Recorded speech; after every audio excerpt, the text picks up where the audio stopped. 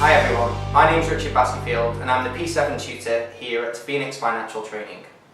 I'd just like to talk to you today about some potential areas that could come up in the P7 exam for the December 2014 exam sitting. We'll start off by looking at Section A of the exam. Now Section A consists of two compulsory questions. We'll look at question number 1 first. This focuses on a larger scenario. And it puts you in a position where you are on the planning phase of the audit assignment. The area that could potentially come up for this sitting could focus around business risk. Now, business risk for a student asks you to identify the risks that could affect the future success of the business. I will stress that the requirement would normally say identify and explain the business risk. The examiner has said in the past that when this question has been examined, students only mention the identification part. It is very important, therefore, for students to fully explain how this can affect the future success of the business. If business risk does appear in Part A, Part B could then ask for the risk of material misstatement. This is more of a traditional audit type question and asks the student to focus on materiality, the accounting standard, and then finally, the actual audit risk. Again, I just want to point out a potential error that a student could make here. When you are talking about the audit risk, it is extremely important to be specific what is over or understated. You cannot hedge your bets as a student and say, well, therefore the risk is assets could be over/understated. You need to make a decision on what this risk could be. Other areas that could potentially be asked in question 1 could therefore be, let's go for Part C, which could be audit procedures. The audit procedure can then roll on from the risks that you've just identified.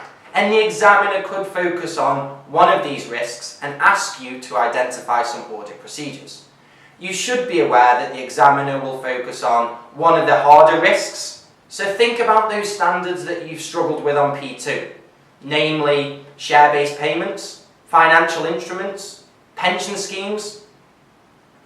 Another area that potentially could come up in this question could be an additional paragraph at the end of question 1, where your current audit client is maybe asking you to provide some sort of other service, or some sort of maybe business venture.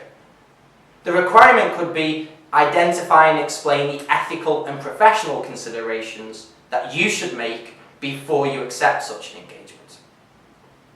Now if we have a look at question number 2. Now question number 2 has been quite subjective in the past. Subjective in the fact that it has come from a wide number of topics in the P7 syllabus. If you look at the past 2 to 3 sittings though, there has been a gradual trend towards a certain type of question. If we take that trend into our exam, it could be then that we are going to be examined on some sort of other assurance assignment. The types of other assurance assignment that have not been tested for a number of sittings include forensic investigations. Now, forensic investigations puts you in the position where you are asked to investigate some sort of fraudulent activity. Now, if this was to come up in the exam, Part A could focus on the ethical and professional considerations that you should make before you accept such an engagement. It could, though, be the next step in the process that the engagement has already been accepted and now you are focused on the planning considerations before you go out and perform such a forensic investigation. Part B could then ask a student about the typical procedures that you should perform when you investigate fraudulent activity. Students should be aware on this type of question that you should go into it with your eyes open, ready for anything. Rote learn answers for a typical forensic investigation will not do here. In the past, when fraudulent investigations have come up in the exam, the typical areas have been a burglary to the client's inventory, which needed to be investigated and quantified, and there's also been a fraudulent activity in terms of a sales manager misrepresenting his expenses claim form. Another potential area for question 2 could be social and environmental data, And I'm also going to just tag onto this the third potential area, which is a new area for P7, which is the audit of performance information on public entities. Now I'm tagging these two areas together because I feel like the considerations and the type of question are very similar. Now what I mean by that is, again, you could have a Part A, which would be very similar to what I just mentioned in a forensic investigation. Ethical and professional considerations, or potential planning implications. And again, Section B or Part B could ask you for the audit procedures. Now the audit procedures on social or environmental data, or indeed performance information, are very similar in that they involve key performance indicators. They can be very complex for an auditor. They can be very subjective, so a high degree of experience is needed here.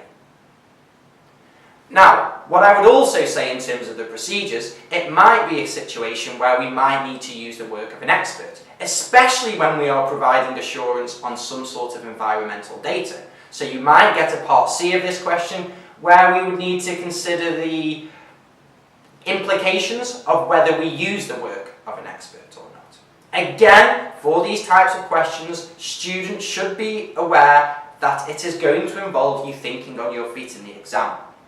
It is going to be quite difficult, but I always feel, especially with a key performance indicator, if you are able to break down this calculation and understand what figures go into the calculation, you can then test that area back to some source document.